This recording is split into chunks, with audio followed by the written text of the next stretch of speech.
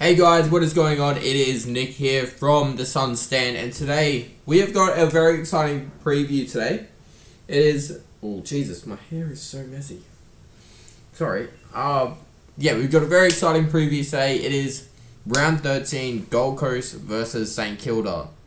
What a game it would have been for a milestone if Ben Long was playing his 100th game over at Marvel against his old mob. But anyway, we got the win last week for Ben Long. He kicked 4 in his 100th game.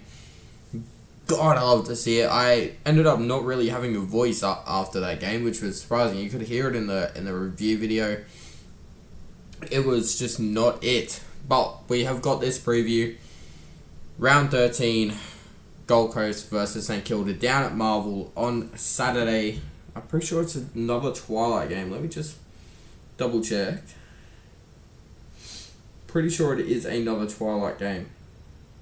No, it's not. It is the final game on Saturday at 7:30 p.m. Prime time Saturday slot, that is. But let's get into it. And by the way, for you guys Suns fans, I have a very exciting point that I will bring up at the end of the video. So if you guys want to see that very exciting point, make sure you guys stay tuned for that, and you'll hear it. It is very exciting if you're a Suns fan. It gets me excited when I was doing all the maths. We do need a big win for this to happen, but it is possible and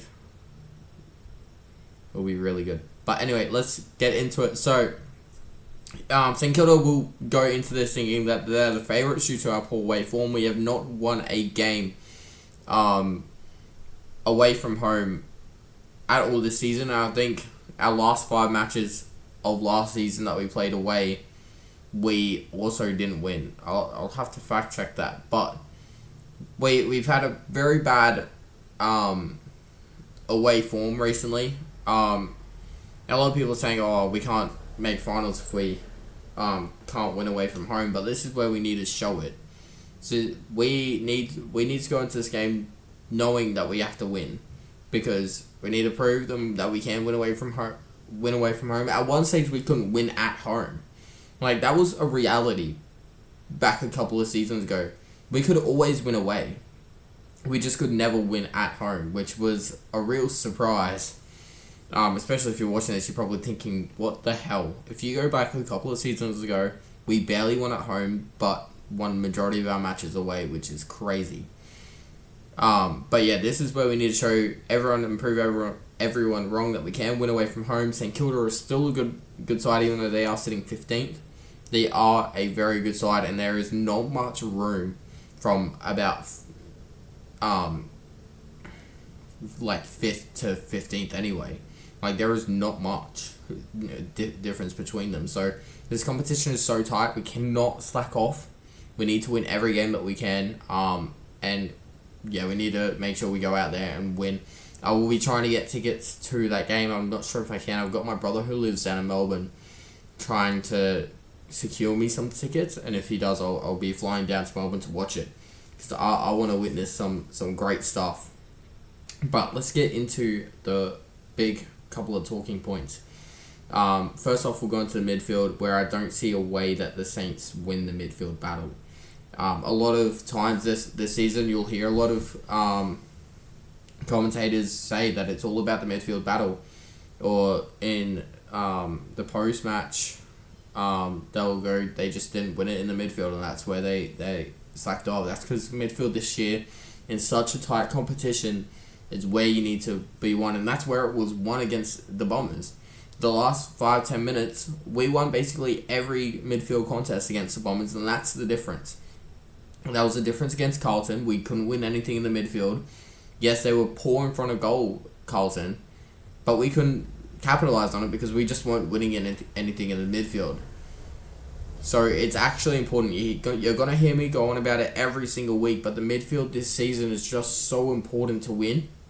And this is why I think we will win, and we should easily dominate the Saints midfield. Both Noah Anderson and Tuke Miller are averaging 25 plus disposals this season. Tuke Miller, by the way, is averaging 29 just over 29 disposals against St Kilda. So he usually has really good games against St Kilda, which is exciting to see. Matt Rowell this season is averaging 7 clearances per game. And yes, we know our midfield can have bad days, just like I alluded to Carlton, but we haven't had many bad midfield appearances this season. So as long as we don't have a bad day and we get cracking straight away, this is ours for the taking. And then we go into the Saints midfield, where Jack Steele is the only midfielder for the Saints that is averaging 25 disposals per game. And it's not like Noah Anderson, who's averaging, I think, 27.3, or Tug Miller, who's averaging just about that, about 28 disposals per game, or the other way around. Jack Steele is averaging 25.4 disposals, which means if he's not getting 25, he's usually getting 24 or 23. So he isn't getting as many touches in that midfield, but he's also the only one in that midfield getting the touches. Their half back line is where the majority of their touches are, with Wagner and Miller. And then Darcy Wilson off the half forward, he comes up and gets the touches as well. But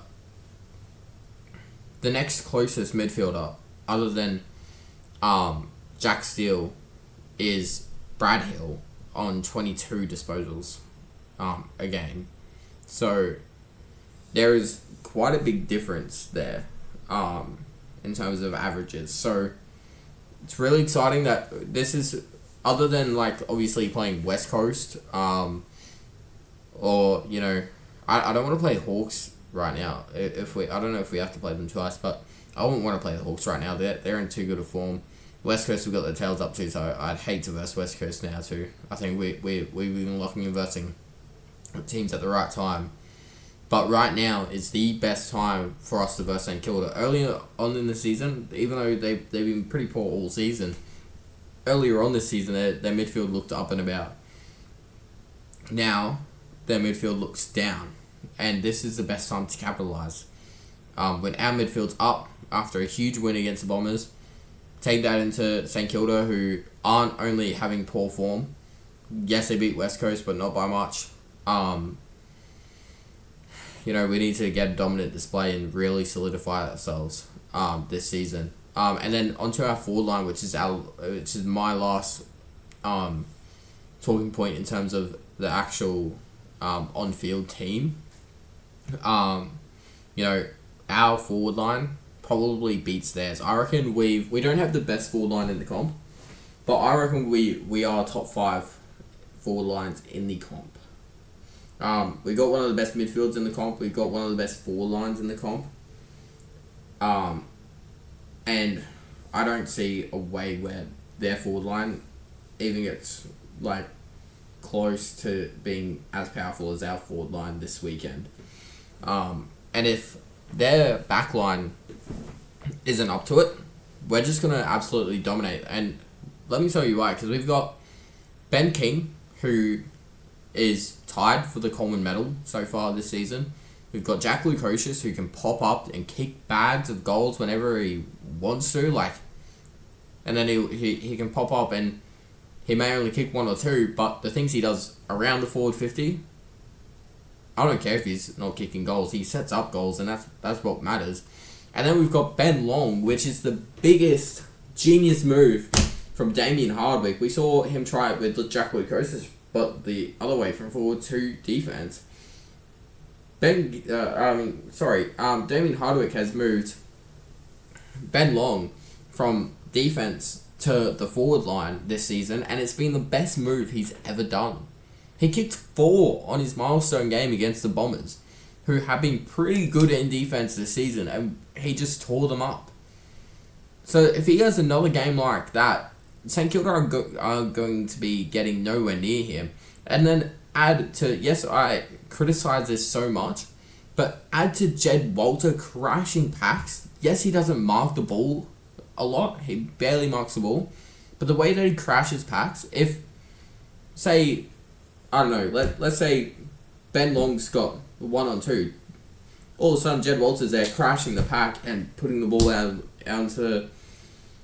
of bounds, and we can set up back in our forward 50 and hopefully get another goal.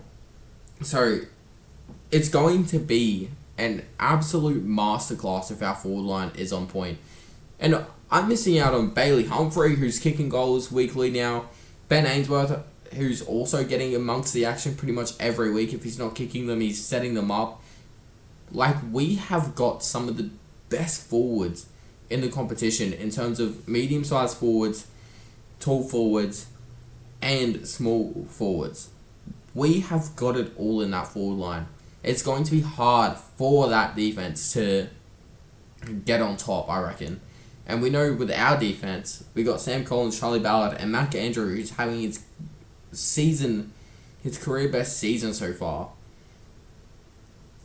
I think we just beat them everywhere on the ground. And that's not me being biased, that's just me being genuine. We beat them everywhere on the ground. If it was last season, I think maybe St Kilda beat us in the midfield. Maybe their forwards beat our defense. But not this year.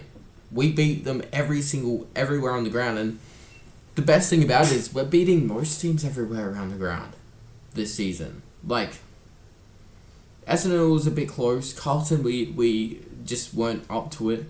It probably would have been a lot closer if we were up to it. But we absolutely smashed Richmond everywhere around the ground. We smashed Hawthorn everywhere around the ground. We smashed Adelaide everywhere around the ground. Did I say West Coast? We smashed West Coast everywhere around the ground. And yes, they're not finals contention teams. But we're smashing teams that we... Like, Richmond and Adelaide last year, we wouldn't beat them everywhere around the ground. Yes, Richmond have got their issues. Yes, Adelaide have got their issues. But I think it's all about versing the teams at the right time. Like, Richmond's somewhat got their tails up right now. And Adelaide had their tails up. Like, we're definitely versing teams at the right time, which is beneficial for us. But boy, oh boy, I've never been more excited as a Suns fan as I am now. I've got photos of when the Suns, in the first year of the Suns with the jersey. I've been supporting this team for so long. Since their very first year. I haven't been a member every single year. But I've been supporting this team year in, year out, seeing the difficulties that we faced, all the harsh criticism, players just leaving and creating bad culture. I've seen it all with this club, and now it's all starting to gel out. We've used our academy products really well. Bodie Hewlin just won the Rising Star, another academy product. Jed Walter, Jake Rogers, Will Graham, all slotting in perfectly. I'm really excited for this team. And by the looks of it, if we could definitely make finals this season. I'm about to go into that. Let's go into that right now because I'm pumped up, boys. I'm pumped up. So, a huge thing if we win, and this is the big thing I wanted to talk about. The huge thing if we win is that we really cement ourselves up nicely up the ladder, and I mean that. Like, yes, we need a big win for it to happen, but we cement ourselves nicely up the ladder. Geelong's got Sydney, so Sydney are really good this season. Geelong in poor form. So if Sydney beat Geelong, that's one tip. Pretend this is a multi. That's a leg done. And if Carlton lose to the Bombers, which is hard because Carlton are in good form, Essendon they're coming off a loss, but they're in good form too. And Essendon will want to bounce back after losing to us. So if Essendon beat Carlton, then we move, and we get a big enough win, we move up to third on the ladder. Like the percent, we need to get a 10% percentage increase, which is a huge win. Don't get it twisted. It's a huge win. But we finished third. Let me just see exactly what the percentage increase would need to be. It's a 4% percentage increase. So I think we need to win by like 40 points. 40 or 50 points against the Saints. And if Geelong and Carlton lose, because Port Adelaide and Fremantle have a bye, we move up to third. And then who do GWS have? Hawks. So GWS are going to beat Hawks. So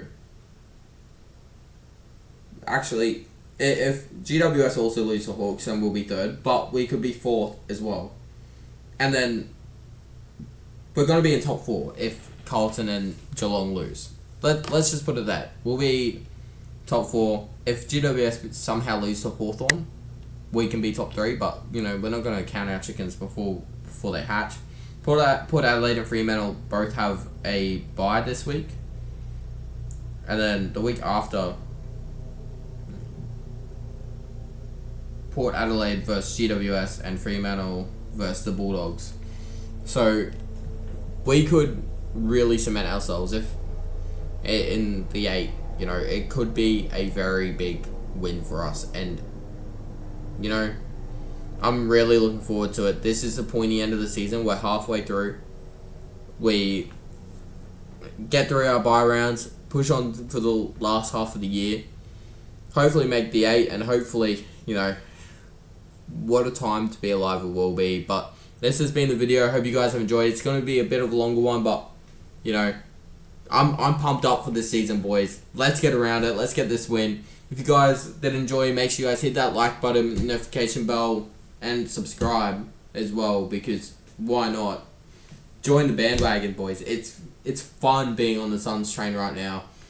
We're the first ever Suns fan channel on YouTube. So let's get around it. Let's get amongst it. If you guys want to see anything change with this channel in terms of content, the background, the actual setup, and starting giveaways, make sure you guys go donate, because all the money you guys give to me will be going straight back to you guys in the content and giveaways. So have a good one, guys, and what the fuck am I doing? Peace.